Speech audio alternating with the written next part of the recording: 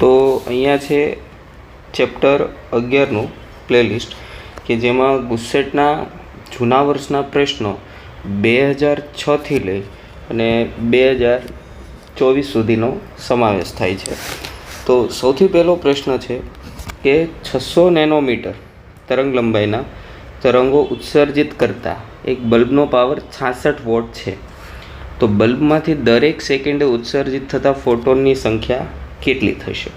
તો જો વિદ્યાર્થી મિત્રો, અહીંયા પાવર આપણને આપી દીધો છે જે છે 66 વોટ અને તરંગ લંબાઈ જે આપી છે એ છે 600 નેનોમીટર. તો આપણે દરેક સમયે દર સેકન્ડે ઉત્સર્જિત થતા ફોટોનની સંખ્યા જોઈએ. તો સૌથી પહેલાં તો જો આપણે ઉર્જાનું સૂત્ર લખીએ તો E બરાબર HF અથવા hc/λ આપણે ભણેલા છીએ. બીજું જો પાવરનું સૂત્ર લખું તો P બરાબર હતું E/T. આ એક ફોટોનની હતી. જો આપણે અહીંયા નંબર્સ ઓફ ફોટોન n લખીએ તો એની આવી જશે કે En/T. હવે જો આગળ આને સોલ્વ કરીએ તો nને જો હું કરતા બનાવું તો PT/E. પાવર જે છે ઈનું સૂત્ર આપણને આપેલું છે PT/Eનું સૂત્ર આપણને આપેલું છે hc/λ. એટલે PT/hc સૂત્ર આપણું બનશે. તો માટે n બરાબર જો બધી વેલ્યુ મૂકીએ તો પાવર છે એ 66 છે, સમય આપણને 1 સેકન્ડ માટે જોઈએ છે, લેમડા છે એ 600 ગુણાકારમાં 10⁻9 છેદમાં h છે એની વેલ્યુ આપણને છે 6.6 ગુણાકારમાં 10⁻34. અહીંયા આપણને આપેલી જ છે કેટલી લેવાની છે, ગુણાકારમાં 3 ગુણાકારમાં 10⁸ જે સીની વેલ્યુ છે. જ્યારે આને સોલ્વ કરીએ તો આપણો જે આન્સર છે એ 2 ગુણાકારમાં 10⁻20 આવે છે. એટલે કે જે આપણો જવાબ છે એ બનશે ડી. આગળનો પ્રશ્ન છે કે 6.4 ગુણાકારમાં 10⁶ મીટર પર સેકન્ડની ઝડપથી ગતિ કરતા ઇલેક્ટ્રોન સાથે સંકળાયેલ ડી બ્રોગલી તરંગ લંબાઈ કેટલી હશે? તો ડી બ્રોગલી તરંગ લંબાઈ જે આપણી પાસે સૂત્ર છે તો એનું સૂત્ર આપણને આપેલું છે લેમડા બરાબર h/p. તો લેમડા બરાબર h/ થઈ જશે mv. તો લેમડા બરાબર hની કિંમત આપણને આપેલી છે જે લેવાની છે 6.63 ગુણાકારમાં 10⁻34. એના છેદમાં m છે જે દળ છે, ઇલેક્ટ્રોનનું દળ આપણને અહીંયા લેવાનું કીધું છે 9.11 ગુણાકારમાં 10⁻31 અને જેનો વેગ આપેલો છે એ છે 6.4 ગુણાકારમાં 10⁶. તો જ્યારે આને સોલ્વ કરીએ તો લેમડા જે આપણને છે એ 0.114 નેનોમીટર મળે છે કે જે આપણો આન્સર થશે બી. આગળનો પ્રશ્ન છે કે ફોટો ઇલેક્ટ્રિક અસરમાં સ્ટોપિંગ પોટેન્શિયલ V0 વિરુદ્ધ આવૃત્તિ નો આલેખ સુરેખા છે. તો આલેખનો ઢાળ ખાલી જગ્યા છે. તો આપણને ખબર છે કે આ થિયરી પ્રશ્ન છે તો જેનો ઢાળ છે એ h/E મળે છે. એટલે કે ઓપ્શન આવશે બી. આગળનો પ્રશ્ન છે સીઝિયમની થ્રેશોલ્ડ આવૃત્તિ આપેલી છે તો તેનું કાર્યવિધેય શું થશે? તો કાર્યવિધેય જે છે એનું આપણને સૂત્ર આપેલું છે phi બરાબર hf0. તો hની વેલ્યુ જો આપણે લઈએ 6.625 ગુણાકારમાં 10⁻34. f0 થ્રેશોલ્ડ આવૃત્તિ છે એની વેલ્યુ આવશે 5.16 ગુણાકારમાં 10⁻14 અને એના છેદમાં આપણે કાર્યવિધેય છે ઇલેક્ટ્રોન વોલ્ટમાં જોઈએ છીએ. આપણને જે અહીંયા મળશે એ જૂલમાં મળશે. તો અહીંયા 1.6 ગુણાકારમાં 10⁻19 વડે એને જો ભાગી દઈએ તો આપણી વેલ્યુ ઇલેક્ટ્રોન વોલ્ટમાં મળશે જે આવશે 2.136 ઇલેક્ટ્રોન વોલ્ટ. તો આપણો જે જવાબ છે 2.14 બી બનશે. આગળનો પ્રશ્ન છે 35 કિલો ઇલેક્ટ્રોન વોલ્ટ ઉર્જા ધરાવતા ફોટોનની તરંગ લંબાઈ ખાલી જગ્યા હશે. hની સી અને 1 ઇલેક્ટ્રોન વોલ્ટની કિંમત અહીંયા આપેલી છે. ઉર્જા આપેલી છે, તરંગ લંબાઈ શોધવાની છે. તો ઉર્જાનું જે સૂત્ર છે E બરાબર hc બાય લેમ્બડા. જો લેમ્બડાને આપણે કરતા બનાવીએ તો hc બાય થઈ જશે E. એચની કિંમત છે એ આપણી પાસે આવશે 6.625 ગુણાકારમાં 10⁻34. સીની કિંમત આપણને આપેલી છે 3 ગુણાકારમાં 10⁸ એના છેદમાં E જે આપેલું છે એ 35 કિલો એટલે 10⁻³ અને ઇલેક્ટ્રોન વોલ્ટ છે એટલે 1.6 ગુણાકારમાં 10⁻19. જ્યારે આને સોલ્વ કરીએ છીએ તો આપણો આન્સર આવશે 35 ગુણાકારમાં 10⁻12 મીટર. બરાબર છે. તો જે આપણો આન્સર છે એ આવશે એ 35 ગુણાકારમાં 10⁻12 મીટર. આગળનો પ્રશ્ન છે, જો 6000 એમસ્ટ્રોંગવાળા તરંગ લંબાઈવાળા ફોટોનની ઉર્જા 3.2 ગુણાકારમાં 10⁻19 જૂલ હોય તો 4000 એમસ્ટ્રોંગ તરંગ લંબાઈવાળા ફોટોનની ઉર્જા કેટલી થશે? તો સૌથી પહેલાં જો આપણે ઉર્જાનું સમીકરણ લખીએ તો E બરાબર આપણને ખબર છે hc બાય લેમ્બડા. જો હું પહેલી E1 માટે લખું તો એ થઈ જશે hc બાય લેમ્બડા 1 અને જો હું E2 માટે લખું તો એ થઈ જશે hc બાય લેમ્બડા 2. હવે આપણે E2 શોધવાનું છે ફોટોનની ઉર્જા. તો હું અહીંયા E2 ભાગાકારમાં E1 કરી દઈએ તો E2 આપણી પાસે આવશે hc બાય લેમ્બડા 2 એના છેદમાં hc by lambda 1. hc cancel થશે તો E2 બાય E1 એને બરાબર આવી જશે લેમ્બડા 1 છેદમાં લેમ્બડા 2. તો E2 બરાબર અહીંયા આવી જશે E1 લેમ્બડા 1 છેદમાં લેમ્બડા 2. E1 આપણને આપેલું છે 3.2 ગુણાકારમાં 10⁻19 એને ગુણાકારમાં લેમ્બડા 1 છે એ આપેલું છે આપણને 6000 એમસ્ટ્રોંગ એના છેદમાં લેમ્બડા 2 છે એ છે 4000 એમસ્ટ્રોંગ.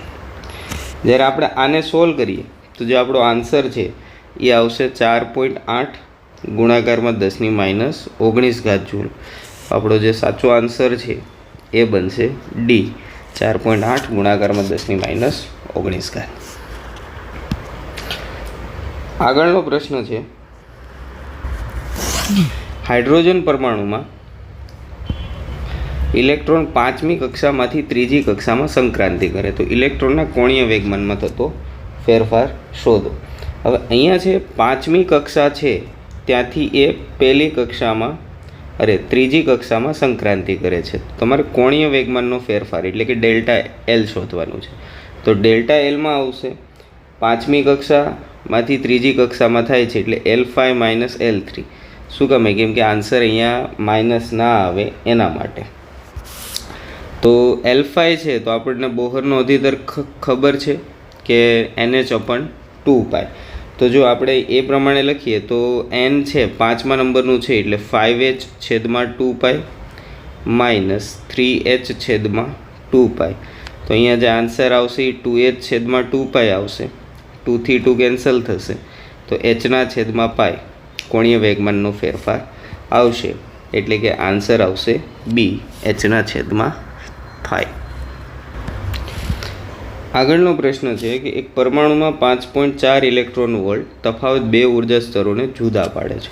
એટલે કે જે આપણને E આપી દીધું છે એ આપી દીધું છે 5.4 ઇલેક્ટ્રોન વોલ્ટ. જ્યારે પરમાણુ ઉચ્ચ સ્તરથી નિમ્ન સ્તર પર સંક્રાંતિ કરે ત્યારે ઉત્સર્જિત વિકિરણની આવૃત્તિ કેટલી? 1 ઇલેક્ટ્રોન વોલ્ટ અને Hનું મૂલ્ય આપી દીધું છે. હવે Eનું સૂત્ર આપણને ખબર છે કે જે છે આપણી પાસે HF. આપણે આવૃત્તિ શોધવાની છે તો F બરાબર અહીંયા આવી જશે E/H. E છે એની કિંમત આપી છે 5.4 ઇલેક્ટ્રોન વોલ્ટ એટલે 1.6 ગુણાકારમાં 10⁻19 અને H છે એની કિંમત આવશે 6.625 ગુણાકારમાં 10⁻34. જ્યારે આ બંનેને સોલ્વ કરીએ તો જે આપણો આન્સર છે એ આવશે 1.304 ગુણાકારમાં 10⁻15 હર્ટ્ઝ. તો આપણો જે સાચો આન્સર છે એ બનશે બી. આગળના પ્રશ્નમાં આપેલું છે વર્ણપટ રેખાઓની પાશ્ચન શ્રેણીમાં ટૂંકામાં ટૂંકી તરંગ લંબાઈ કઈ તરંગ લંબાઈ હાજર છે? તો પાશ્ચન માટે ખબર છે કે જો આપણે લખીએ તો સૌથી પહેલી આવે છે લાઇમન, પછી છે બામર અને પછી છે પાર્શ્વ. તો ત્રીજા નંબરની આવશે એટલે કે n બરાબર જે પ્રારંભિક આવશે એ 3 આવશે. હવે શ્રેણી માટે જો જોઈએ કે વર્ણપટ શ્રેણી માટે, તો વર્ણપટ શ્રેણી માટે આપણને ખ્યાલ છે એનું સૂત્ર 1/λ બરાબર r 1/, અહીંયા આવી જશે 3 નો વર્ગ માઇનસ 1/n નો વર્ગ. અહીંયા n છે એ n બરાબર અનંત લેવામાં આવશે કેમ કે ટૂંકામાં ટૂંકી તરંગ લંબાઈ જોઈએ છે. તો 1/λ બરાબર r, અહીંયા આવી જશે 1/9 માઇનસ 1/અનંત. આ જે આન્સર છે એને આપણે 0 કન્સિડર કરશું. તો 1/λ બરાબર r/9. તો λ બરાબર 9/r. તો 9 ભાગાકારમાં આરની જે કિંમત છે એ છે 1.097 ગુણાકારમાં 10⁻⁷. તો લેમડાનું જે મૂલ્ય આવશે +7. તો લેમડાનું જે મૂલ્ય આવશે એ આપણી પાસે આવી જશે 820 નેનોમીટર. તો અહીંયા જે આપણો આન્સર છે એ બનશે ડી 820 નેનોમીટર. આગળનો પ્રશ્ન આપેલો છે કે હાઇડ્રોજન પરમાણુની સૌથી અંદરની કક્ષાની ત્રિજ્યા 5.3 ગુણાકારમાં 10⁻11 મીટર છે. તો n બરાબર 3 કક્ષાની ત્રિજ્યા કેટલી હશે? તો સૌથી પહેલી વસ્તુ કે આપણી પાસે rn જે છે ત્રિજ્યા, એનું સૂત્ર આપણને ખબર હોવું જોઈએ. r બરાબર અંદરની જે આપેલી છે એના માટે આવશે 0.53 એંગસ્ટ્રોમ ગુણાકારમાં n²/z.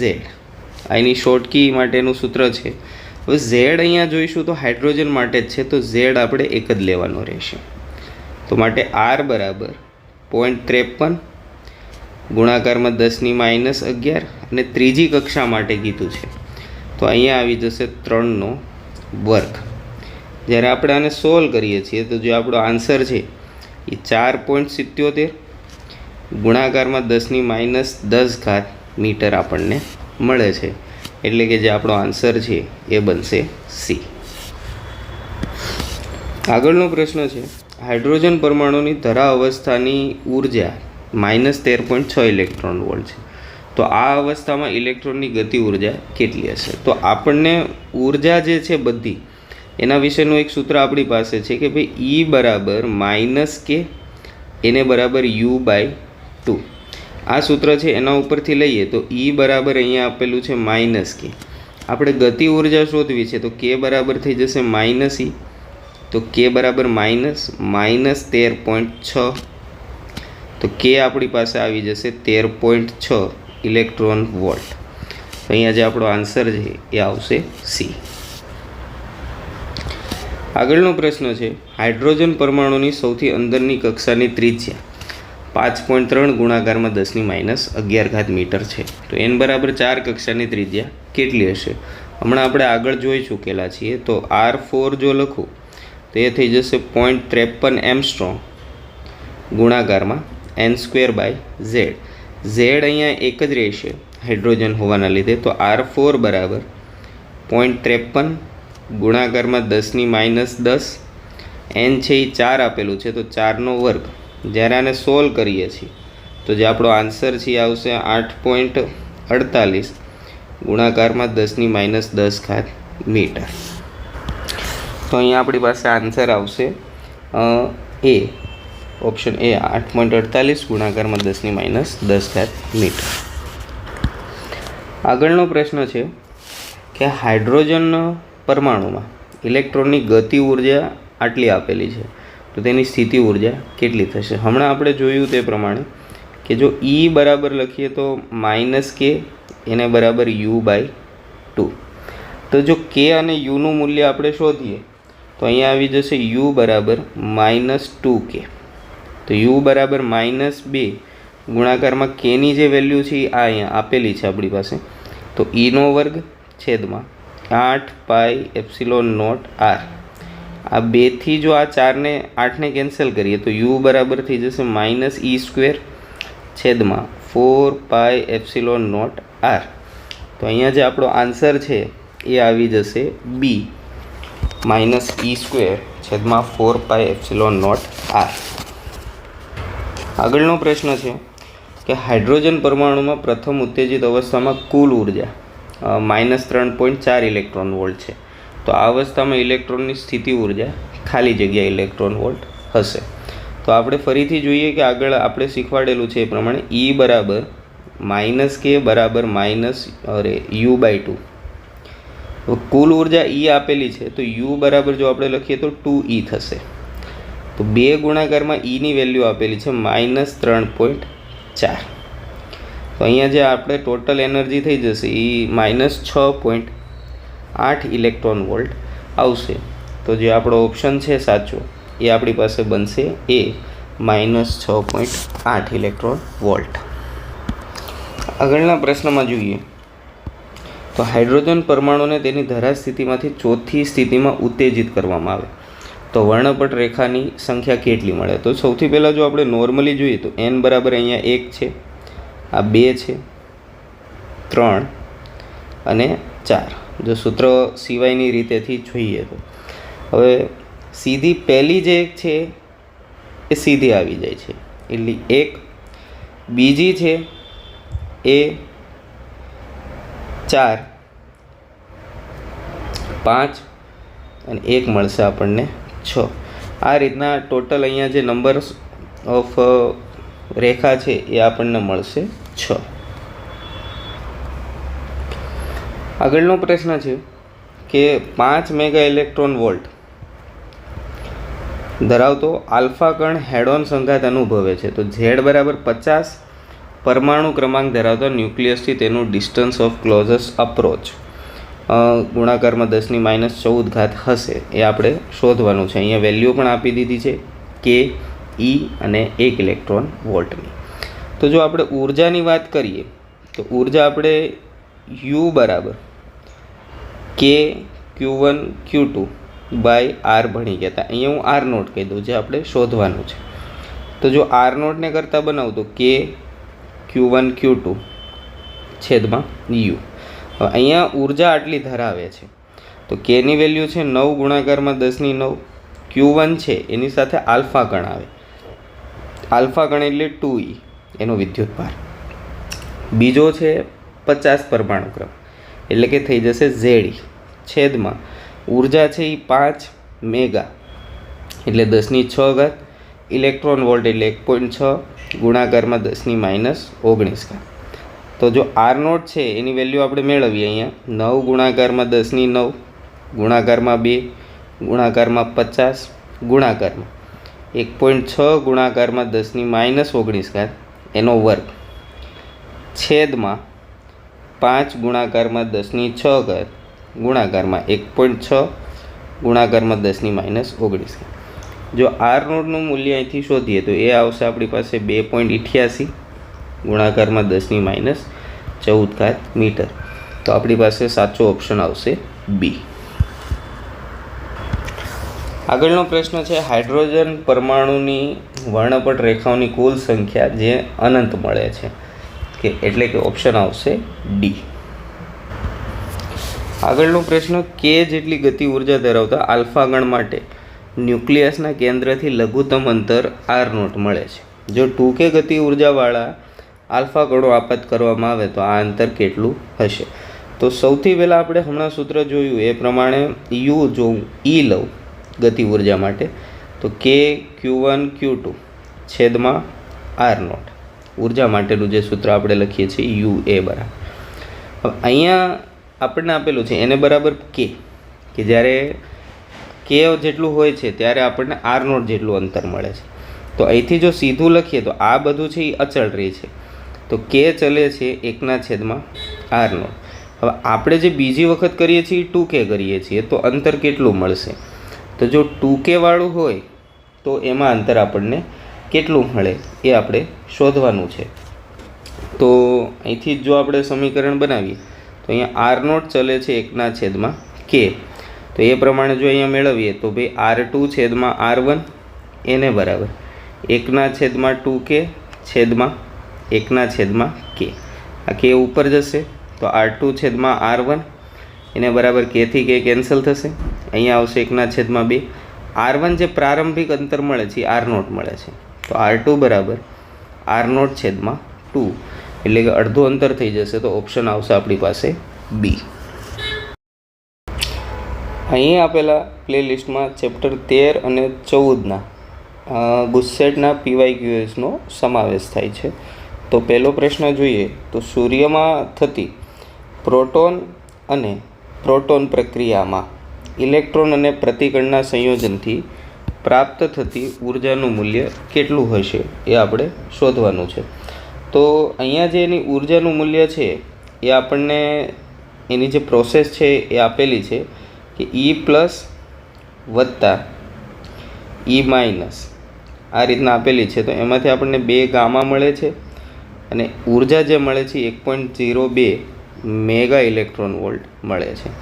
તો આ 1.02 છે, જો એને આપણે જૂલમાં કન્વર્ટ કરીએ તો જે એ ઉર્જા છે એ આપણને મળશે 1.632 ગુણાકારમાં 10⁻13 જૂલ. જો આપણો ઓપ્શન છે એ આવશે એ. આગળનો પ્રશ્ન આપેલો છે કે 1 ગ્રામ દ્રવ્યને સમતુલ્ય ઉર્જા ખાલી જગ્યા છે. તો સમતુલ્ય ઉર્જા જો આપણે જોતી હોય તો E બરાબર આપણે ભણી ગયા છીએ mc². m છે 10⁻3 કેમ કે કિલોગ્રામમાં કન્વર્ટ કરશું, એને ગુણાકારમાં 3 ગુણાકારમાં 10⁸ એનો વર્ગ. જો આને સોલ્વ કરીએ તો 9 ગુણાકારમાં 10⁻13 જૂલ આન્સર આવે છે, કે જે આપણો ઓપ્શન થશે બી. આગળનો પ્રશ્ન છે કે એલ્યુમિનિયમ અને ઝિંક ન્યુક્લિયસની ત્રિજ્યાઓ R1 અને R2 હોય તો R1/R2 આપણે શોધવાનું છે. તો આપણને ન્યુક્લિયસની ત્રિજ્યા માટેનું સૂત્ર ખબર છે કે જે આપેલું છે R બરાબર R0 A⁻1/3. તો હવે આપણે R1 અને R2 જોઈએ છીએ. તો અહીંયા આવી જશે R1/R2 એને બરાબર R0 A12 છેદમાં R0 A2 R0 થી R0 કેન્સલ થશે, અહીંયા આવશે R1/R2 એને બરાબર A1 જે છે એ આપણે 27 લઈશું એનું ઘનમૂળ છેદમાં 64 એનું ઘનમૂળ. તો R1/R2 છે 27નું ઘનમૂળ આપણી પાસે બનશે 3 અને 64નું બનશે 4. તો જે આપણો આન્સર છે એ 3/4 એટલે કે ઓપ્શન બી આવે છે. આગળનો પ્રશ્ન છે કે ન્યુક્લિયર વિખંડન પ્રક્રિયામાં ઉત્સર્જાતા ઝડપી ન્યુટ્રોનની ઉર્જા લગભગ 2 મેગા ઇલેક્ટ્રોન વોલ્ટ હોય છે, એટલે કે ઓપ્શન આવશે એ. આગળનું છે કે ન્યુક્લિયર પ્રક્રિયા પૂર્ણ કરો. તો અહીંયા જે ન્યુક્લિયર પ્રક્રિયા આપી છે તો એમાં પ્રોટોનની સંખ્યા તમે જોશો તો 4 ને 2. તો અહીંયા જે એની જે નીપજ મળે એમાં 6 જ આપેલી છે, પણ અહીંયા 9 અને 4 છે તો એનો સરવાળો થઈને અહીંયા 12 જ છે, એટલે કે પ્રોટોનની સંખ્યા સમાન રીતે વહેંચણી થઈ ગઈ, પણ જે દળ છે એમાં ફેરફાર છે, એટલે કે એમાં ન્યુટ્રોન એક બહાર નીકળે છે, એટલે કે N0 આવશે. તો અહીંયા જે આવશે એમાં કોણ આવી જશે? ન્યુટ્રોન. આગળનો પ્રશ્ન છે કે તત્વનો પરમાણુ દળાંક કેટલો હોય છે? તો પરમાણુ દળાંક છે એ તેના પરમાણુ ક્રમાંક જેટલો, એટલે કે જો હાઇડ્રોજન માટે જોઈએ તો હાઇડ્રોજન માટે 1H1 લખીએ છીએ તો એના ક્રમાંક જેટલો, અથવા તો જો હિલિયમ માટે જો આપણે લખીએ તો 2He4 લખશું તો એના ક્રમાંક કરતાં મોટો હોય છે. તો અહીંયા ઓપ્શન આવશે કે પરમાણુ ક્રમાંક જેટલો અથવા મોટો હોય છે, એટલે કે ઓપ્શન આવશે સી. આગળનો પ્રશ્ન છે કે યુરેનિયમના એક પરમાણુ વિખંડન થતાં 200 મેગા ઇલેક્ટ્રોન વોલ્ટ ઉર્જા છૂટી પડે છે. તો 6.4 વોટ પાવર મેળવવા માટે 1 સેકન્ડમાં કેટલા યુરેનિયમના ન્યુક્લિયસનું વિખંડન કરવું પડશે? તો જો આપણે જોઈએ તો પાવરનું સૂત્ર લખીએ તો E/T, પરંતુ અહીંયા N આવશે કેમ કે આપણી પાસે સંખ્યા છે. તો કેટલાનું કરવું પડશે? તો N ને જો હું કરતા બનાવું તો PT બાય આવી જશે E. તો N બરાબર PT છે, પાવર છે આપણી પાસે આપેલો છે 6.4, સમય છે એ 1 સેકન્ડ જ છે, છેદમાં ઉર્જા છે એ આપણને આપેલી છે 200 મેગા 10⁶, અને ઇલેક્ટ્રોન વોલ્ટ છે તો 1.6 ગુણાકારમાં 10⁻19. તો એને જ્યારે સોલ્વ કરીએ તો આ જવાબ આવશે 2 ગુણાકારમાં 1011 ઘાત, એટલે કે ઓપ્શન આવશે બી. આગળનો પ્રશ્ન છે કે ન્યુક્લિયસની સરેરાશ ઘનતાનું મૂલ્ય પાણીની ઘનતા કરતાં. તો ન્યુક્લિયસની જે ઘનતા છે રો જો n કહું તો એ આપણને આપેલી છે 2.3 ગુણાકારમાં 1017 ઘાત. જો એને પાણીની ઘનતા સાથે સરખાવું તો એ થઈ જશે 10³ ઘાત. તો આનો આન્સર આવશે 2.3 ગુણાકારમાં 1014 ઘાત, એટલે કે ઓપ્શન આવી જશે બી. આગળનો પ્રશ્ન છે કે યુરેનિયમ 92-235ના ન્યુક્લિયસમાં પ્રોટોન કરતાં કેટલા ન્યુટ્રોન વધારે છે. તો હવે અહીંયા આપણે ટોટલ જો ન્યુટ્રોનની સંખ્યા શોધીએ તો n બરાબર છે એ a માઇનસ ઝેડ મળશે આપણને. તો એ છે એ 235 અને ઝેડ છે એ 92 છે. તો જો આ બેની બાદબાકી કરશું તો આપણો જે જવાબ છે એ 143 આવે છે. હવે ટોટલ પ્રોટોન કરતાં કેટલા ન્યુટ્રોન વધારે છે એ શોધવાનું છે. તો ટોટલ ન્યુટ્રોન 143 છે, તો પ્રોટોન જે આપણી પાસે ટોટલ છે એ 92 છે. તો n માઇનસ 92 બરાબર એટલે કે 143 માઇનસ 92, તો જે આનો જવાબ છે એ 51 આવશે. તો 51 જવાબ આપણો આવશે, એટલે કે ઓપ્શન આવશે એ, કે આટલા પ્રોટોન કરતાં ન્યુટ્રોનની સંખ્યા વધારે છે. આગળનો પ્રશ્ન છે કે ખાલી જગ્યા સમઘટકની એક જોડ ધરાવે છે, તો સમઘટકમાં આવશે ડી, કે જેના સમાન ઘટકો છે એ પ્રમાણે. આગળનો પ્રશ્ન છે કે પરમાણુ બોમ્બના વિસ્ફોટમાં ઉદ્ભવતી ઉર્જા મુખ્યત્વે શાના કારણે મળે. તો ન્યુક્લિયર વિખંડનના કારણે મળે છે. આગળનો પ્રશ્ન છે કે સ્થિર સ્થિતિમાં રહેલ ન્યુક્લિયસનું સમાન ઘનતાવાળા અને 1:2ના પ્રમાણમાંની ત્રિજ્યા ધરાવતા 2 ન્યુક્લિયસમાં વિભાજન થાય છે, તો તેમના વેગનો ગુણોત્તર ખાલી જગ્યા થશે. તો વેગમાનના સંરક્ષણ પ્રમાણે જોઈએ તો ભાઈ વેગમાનનું સંરક્ષણ તો જે આપણી પાસે આવશે P1 બરાબર P2, એટલે કે m1v1 બરાબર m2v2. હવે ઘનતાનું સૂત્ર આપણી પાસે છે m/v, એટલે કે કદ. જો હું એમને કરતાં બનાવું તો રો વી, અહીંયા સમાન ઘનતાવાળા નીકળે છે, તો અહીંયા આવશે રો v1 કેપિટલ V1 એને ગુણાકારમાં V1 સ્મોલ. અહીંયા આવશે row capital V2 small V2. રોથી રો કેન્સલ થશે. પહેલાંનું જે કદ બનશે એ બનશે 4/3 પાઈ R1 ક્યુબ V1, અને બરાબર બીજાનું જે બનશે 4/3 પાઈ R2 ક્યુબ V2. 4/3 પાઈ કેન્સલ થઈ જશે. હવે બંનેનો વેગનો ગુણોત્તર જોઈએ છે, તો જો હું V1/V2 કહું તો અહીંયા થઈ જશે R2નો ઘન છેદમાં R1 ઘન. તો V1/V2 એને બરાબર અહીંયા R1/R2 આપણને આપેલું છે, કે જે R1/R2 છે એ 1:2 આપેલું છે. તો જો હું R2/R1 લખીએ તો આ થઈ જશે 2:1. તો અહીંયા થઈ જશે R2/R1 એનો ટોટલનો ઘન. અહીંયા આવશે V1/V2 એને બરાબર R2/R1 છે 2:1 છે એટલે એનો ઘન. તો V1/V2 આપણો આન્સર આવશે 8:1, એટલે કે ઓપ્શન આવશે ડી. આગળનો પ્રશ્ન છે કે ન્યુટ્રિનો કણ છે જેને વીજભાર નથી પરંતુ સ્પિન હોય છે. ચેપ્ટર 14ના MCQs આપેલા છે કે ડાયોડમાં ફોરવર્ડ વોલ્ટેજ વધારતા ડિપ્લેશન સ્તરની જાડાઈ છે એ આપણને ખબર છે કે એ ઘટે છે, કે ડિપ્લેશન સ્તરની જાડાઈ ઘટે છે, એટલે કે ઓપ્શન આવશે સી. આગળનો પ્રશ્ન છે કે શુદ્ધ સિલિકોન સ્ફટિકમાં 5 ગુણાકારમાં 1028 ઘાત પરમાણુ તેને 1 ppm ઘનતા સાથે આર્સેનિક વડે ડોપ કરવામાં આવે, તો ઇલેક્ટ્રોન અને હોલની સંખ્યા ગણો. એનાય 1.5 ગુણાકારમાં 1016 ઘાત મીટર ક્યુબ આપેલું છે. આપણે ઉદાહરણનો જે દાખલો છે એ છે, તો આનો જે જવાબ છે એ આપણી પાસે આવી જશે ઇલેક્ટ્રોન અને હોલની બંનેની સંખ્યા ગણવાની છે. તો ઇલેક્ટ્રોનની અને હોલની સંખ્યા અહીંયા આપણે જો જોઈએ તો 4.5 ગુણાકારમાં 10⁹ ઘાત મીટર ઇન્વર્સ ક્યુબ આપણી પાસે મળે છે. આગળનો પ્રશ્ન છે પીએન જંક્શન માટે વિદ્યુત ક્ષેત્રની તીવ્રતા 10⁶ વોલ્ટ પર મીટર અને ડેપ્લેશન સ્તરની પહોળાઈ 5000 એમસ્ટ્રોંગ હોય તો પોટેન્શિયલ બેરિયર ખાલી જગ્યા હોય.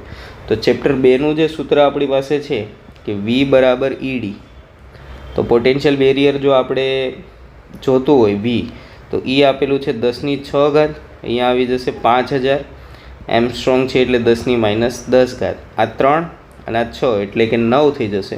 તો અહીંયા જે V આવી જશે એ આવી જશે 0.5 વોલ્ટેજ, એટલે કે ઓપ્શન આવી જશે આપણી પાસે C.